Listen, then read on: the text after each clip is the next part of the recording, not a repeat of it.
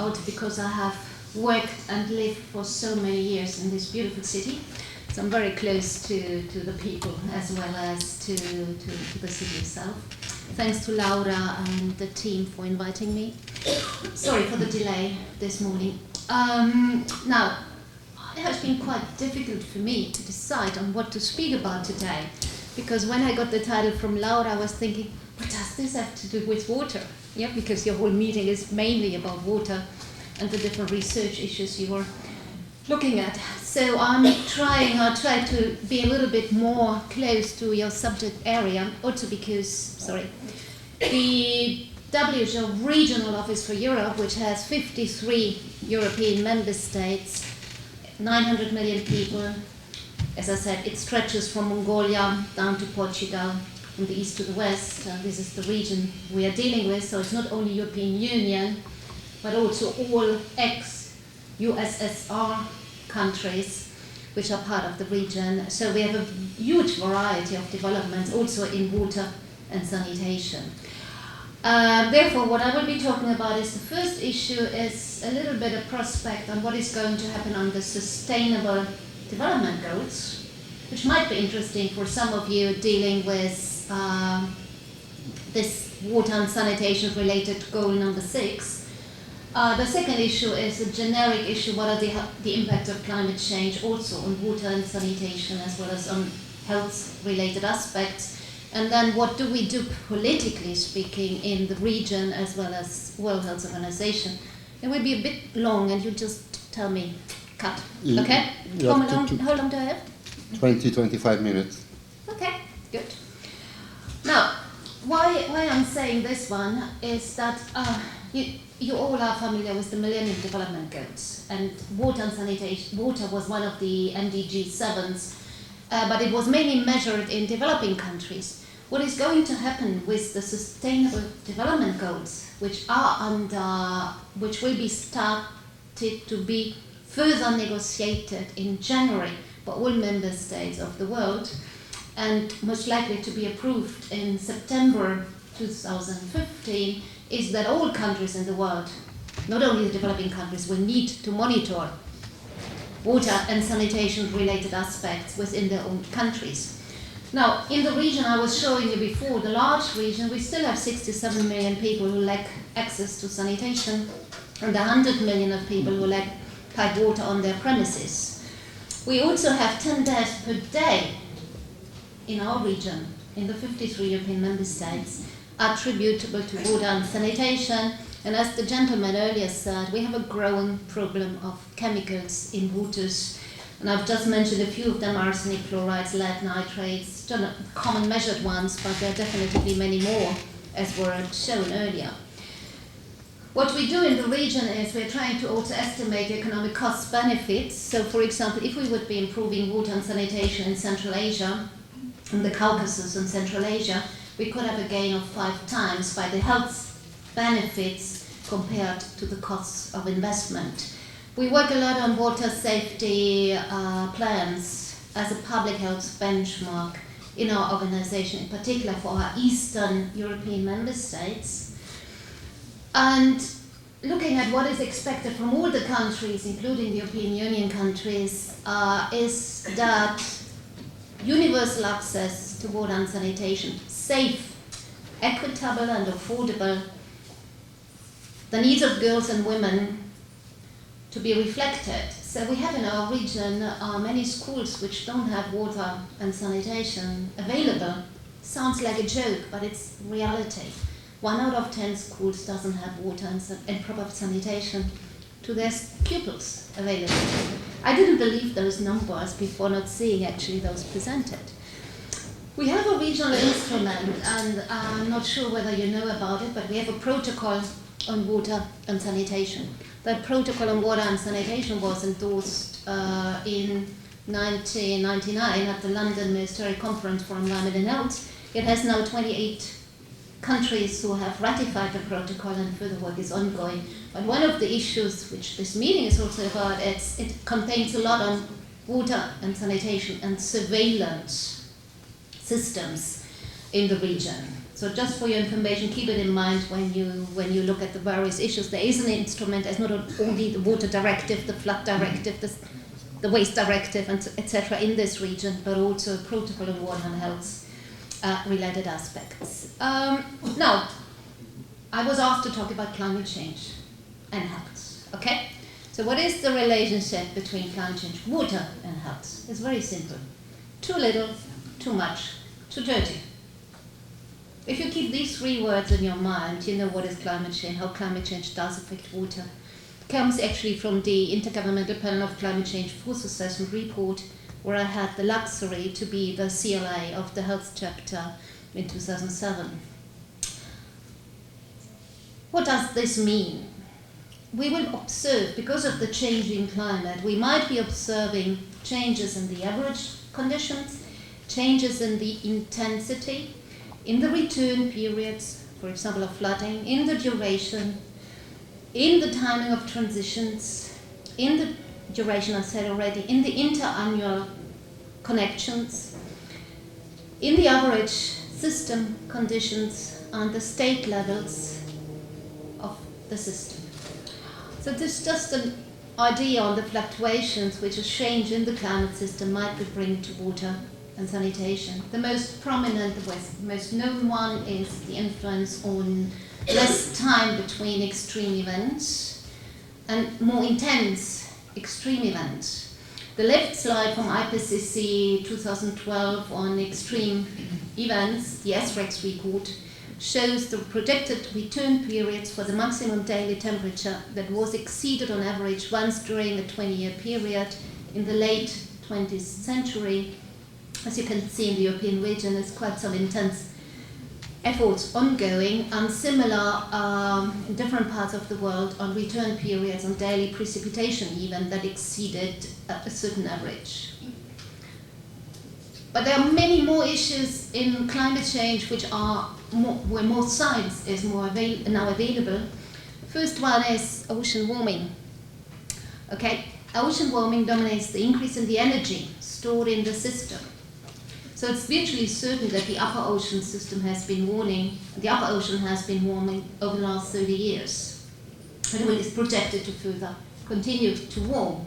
Now, as my ignorance in water and sanitation and health effects and waterborne diseases, it might nevertheless allude to a relationship between the presence and the replication, etc., of certain bacteria and virus. Some might be too hot, actually, but in the upper water body systems. There is also another effect, which is the ocean acidification, which is also pretty emerging.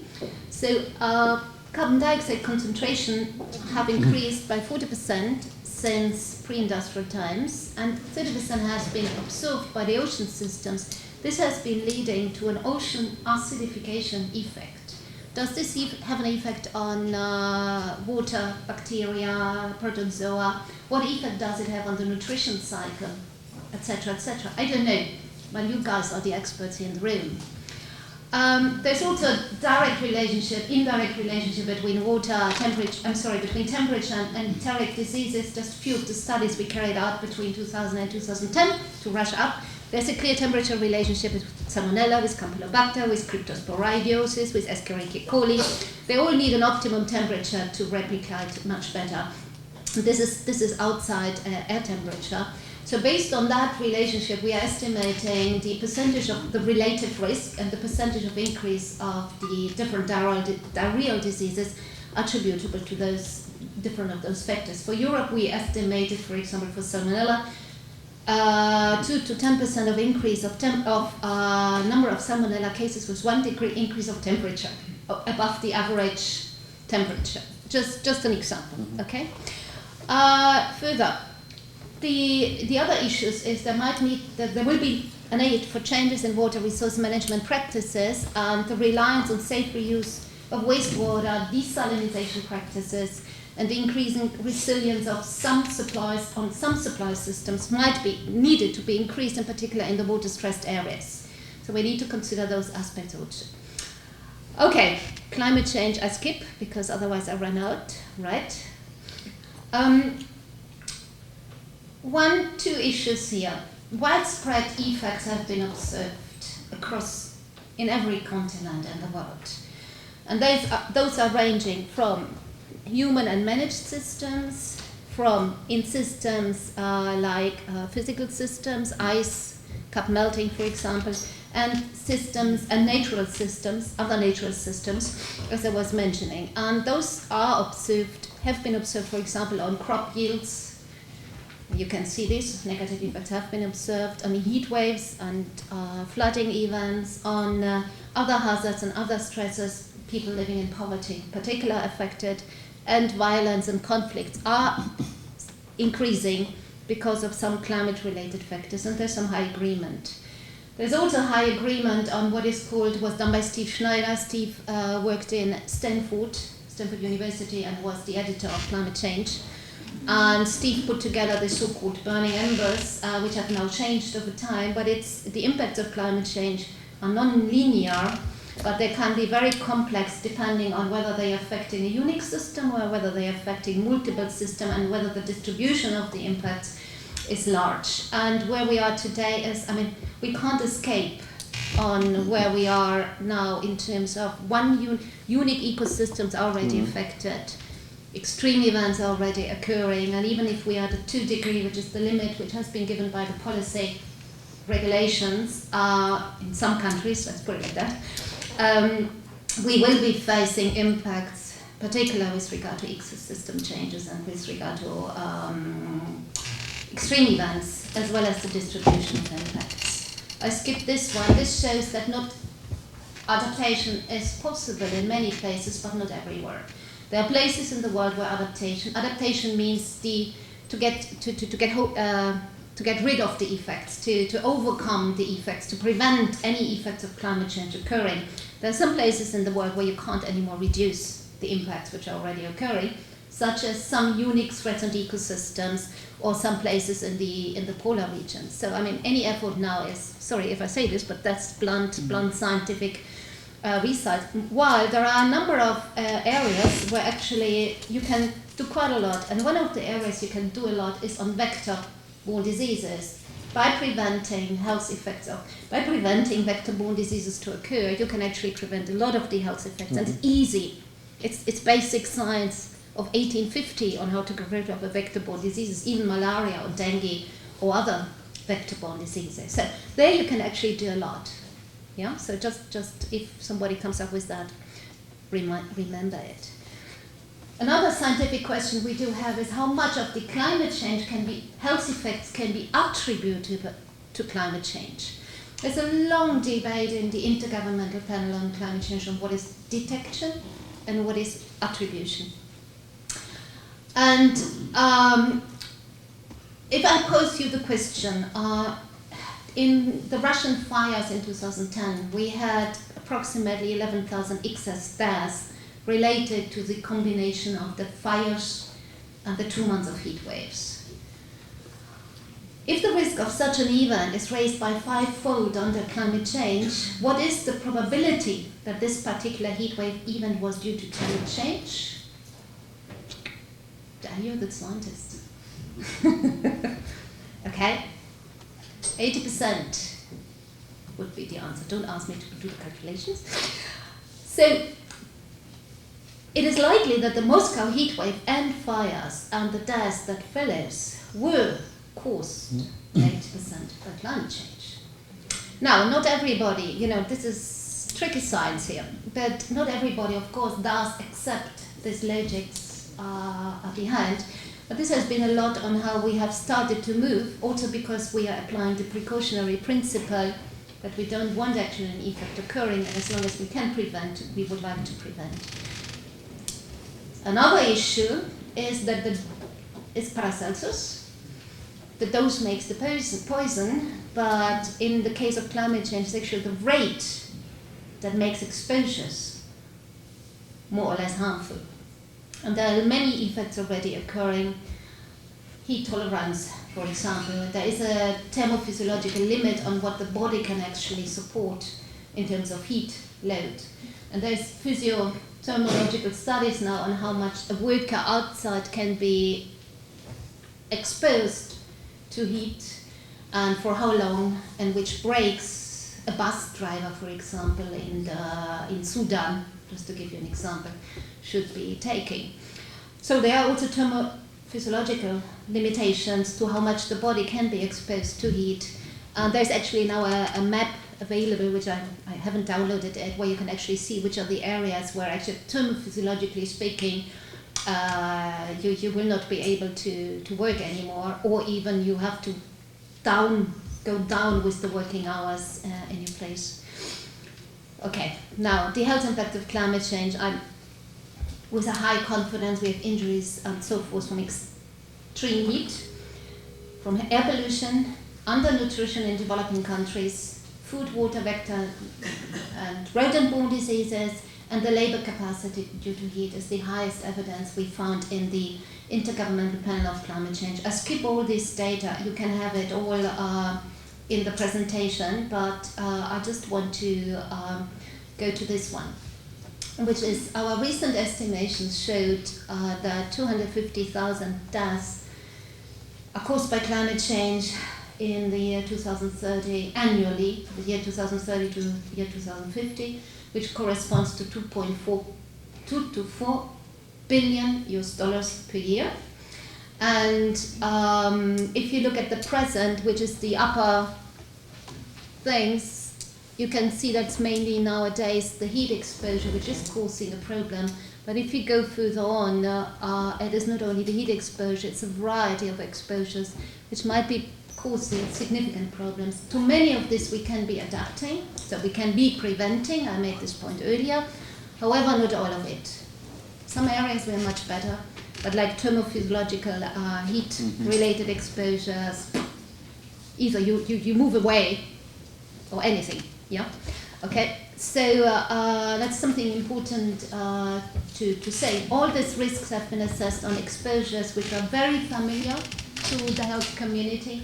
Very little research has been done on those I show later on. Ecosystem breakdowns, biodiversity loss, big economic losses, even though we know it, but etc. The big issues and the combination of the different issues, economic stress, for example, and climate change, and the major disaster occurring has been and health effects has been rarely assessed. Now, for the European Union countries, the major risks identified by IPCC fifth assessment report are flooding related to water, increased water restrictions, and extreme heat events. And this is the political direction the World Health Organization has been taken. We had an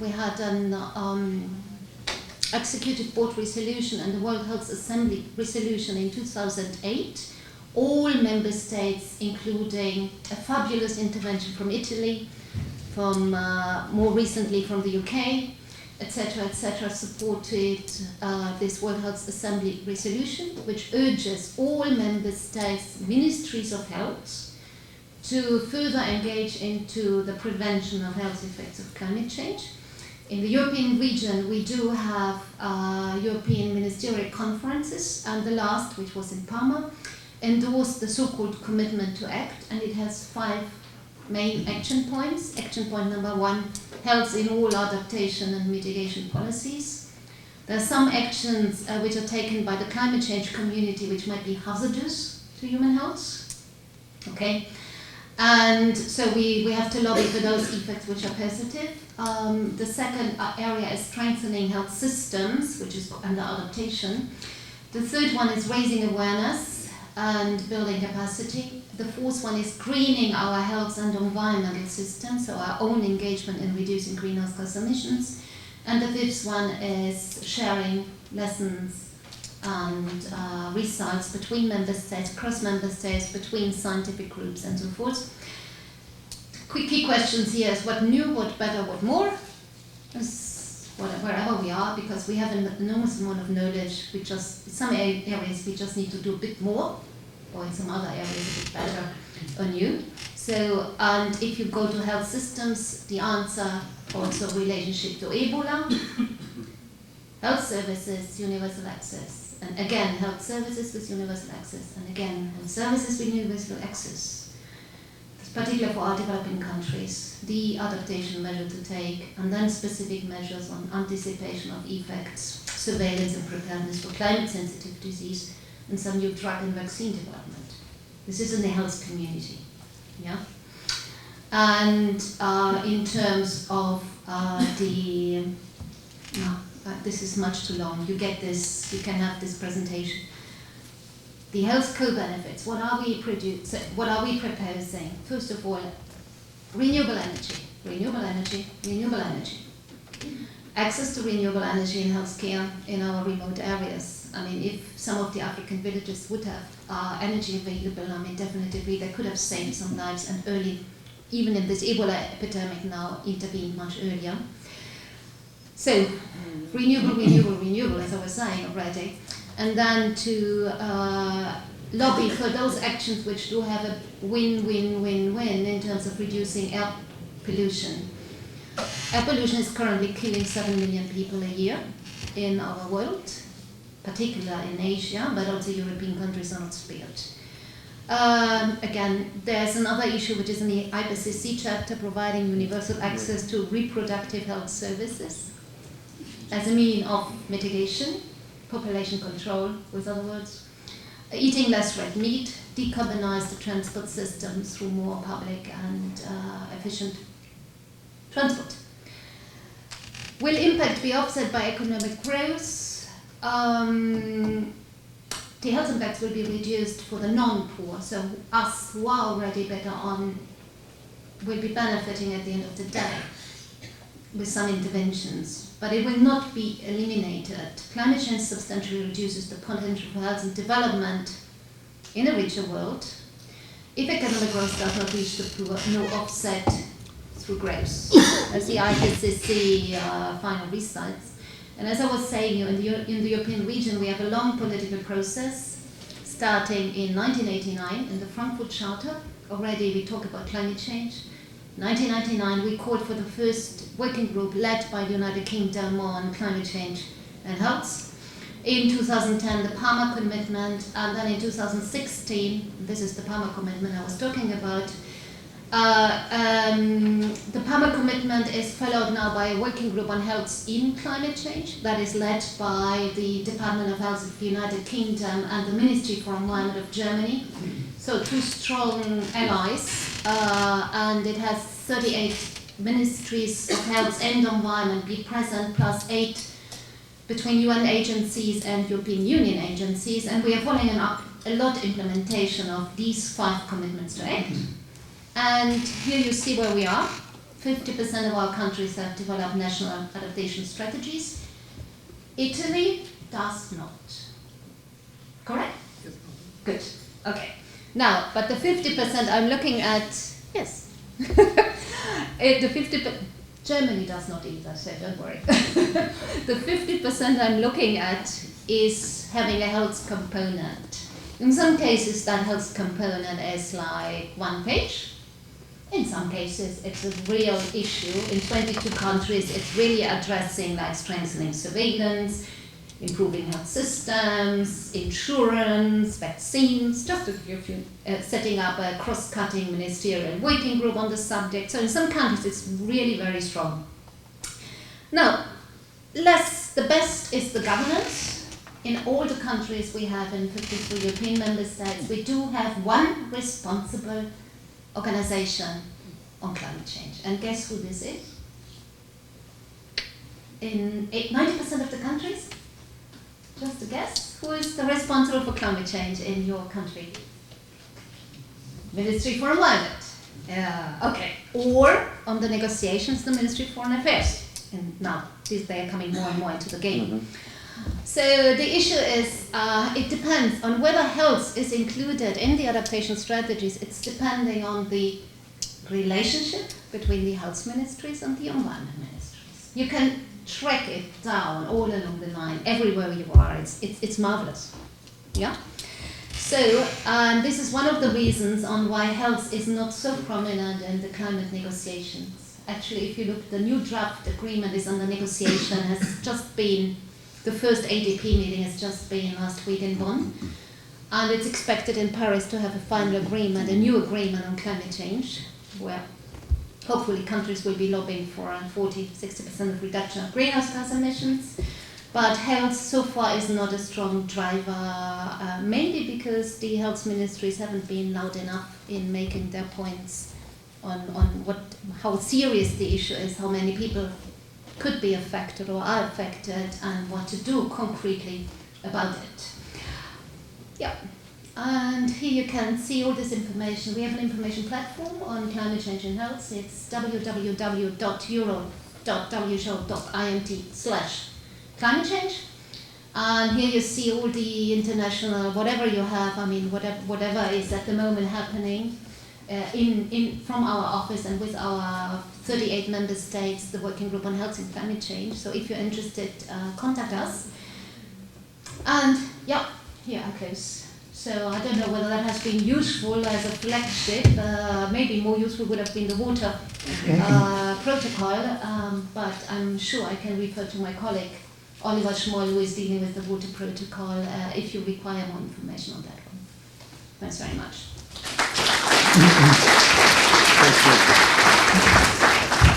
Thank you, Bettina. I've seen this slide that on the bottom right corner, you have a tick. Yes. I'm a veterinarian by education, so I'm very happy with this tick. And actually, there is a problem for vectors and vector-borne diseases related to climate change. There are several emerging diseases that flare up here and there due to climate change. You touch different points: inequalities to access to water, like also to other natural resources, like to land.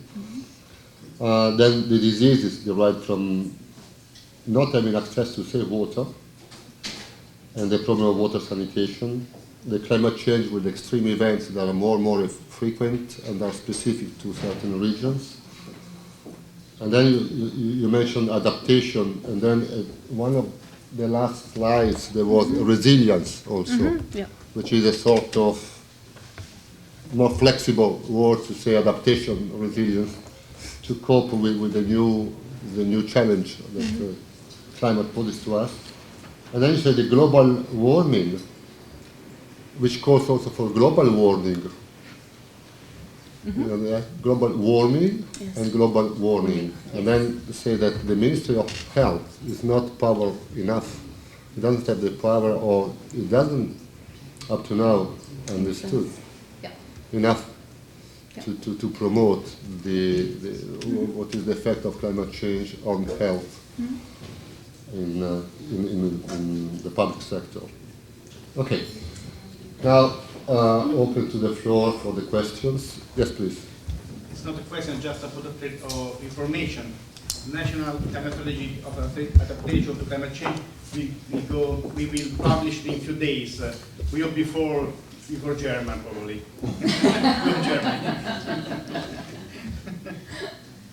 Okay, good to know. Curious? Yes. I noticed in your lists of mitigation, the word education didn't occur anywhere. This one? Yeah. Educating women, for example, is one of the best ways to reduce population increase. Yeah. Giving them other goals in life. And so where does this fit within the strategy? Yeah. Now, these are the findings of the. I come then on to vector-borne diseases too, but these are the findings of the fifth assessment report, the health chapter 11 in the working group too. Okay, I've mentioned those because they looked more in depth at the literature over the last 5 years. It's interesting, if you go to working group 3 of the IPCC, you will see that while we were pretty much sure that the population growth is part of the causes of greenhouse gas emissions, logically, it is, over the last decade, it's not the population growth, but it's the economic growth which has been most influential on CO2 emissions. It's very interesting, that pattern. There's a lot of inefficiency, there's a lot of issues which are connected to that particular related issue. Further, CO2 emissions are most largely in the Asian region nowadays. I mean, top is China, also because it's a large population, if you want. But, so when we talk about providing universal access to reproductive health services, it's a whole cascade of initiatives, which is summarized under this umbrella. Okay, so it is including female education, it is including access to services, it is including cheap access to contraceptives, it's including a range of initiatives. So it's just summarized under this. But this is Intergovernmental Panel of Climate, I should have put the label there, Intergovernmental Panel of Climate Change findings. Yeah, for us, the promotion of reproductive health has always been an ethical and an issue which we do since, 50 years, if you want. But it's not depopulation, but it's the economic growth and inefficiency in growth, which is now the leading cause. No? So, please. Thank you. Yeah, vector-borne diseases. Yep, if you want. You want an answer on vector-borne diseases? No, it's my field of expertise. Okay, good. But if you want to provide an answer to the audience, please, go ahead. Short, because we have had two presentations. Okay. Yes, the biggest risk at the moment in EU and in the European region is related to IBIS, and you might share this, Aedes albopictus, tiger mosquito. And there's a wonderful map which I haven't shown here, but about the Aedes albopictus and Aedes aegypti distribution in the European region. Aegypti is a major transmitter of dengue, albopictus more for chikungunya, for example. Excuse me. Thank you. So that's something I think you should be aware of. Italy is one of the big areas at risk, we know about it. And Maiori in this institute has been one of the key leading scientists on a number of vector-borne related diseases. He doesn't work anymore, right? Maiori, is he still? He's still here? Yeah. Okay. Perfect. Greetings. A lot of the findings we have from him. That's on Aedes albopictus, that type of diseases. Malaria, we have had a number of epidemics in Greece, as you well know, probably last year. And it's very interesting to trace that to migration patterns, but also to some temperature changes where ECDC is at the moment developing a predictive model. Yeah.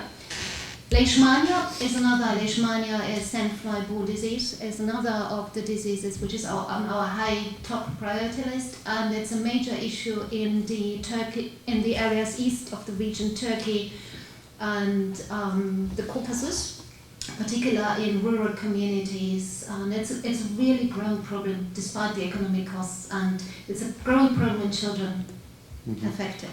Visceral leishmania, not cutaneous leishmania. And now the fourth one, Lyme disease, and that was your question because the tick I showed in the photo. We have on average 80,000 patients with Lyme disease per year in the European Union countries. And there has been a lot of debate between Oxford and the Swedish teams on whether climate change has a role in Lyme disease distribution. Okay, and there's no consensus yet. However, the Oxford team through the Eden project and Eden 2 project have now more or less agree with the fact that weather changes of the last decade have contributed to the establishment of certain heart ticks in the northern parts of the region, including Sweden, Denmark, Sweden, going up those borders, as well as in high altitudes. And that's how far we got. Okay. Please. Thank you very much. So this will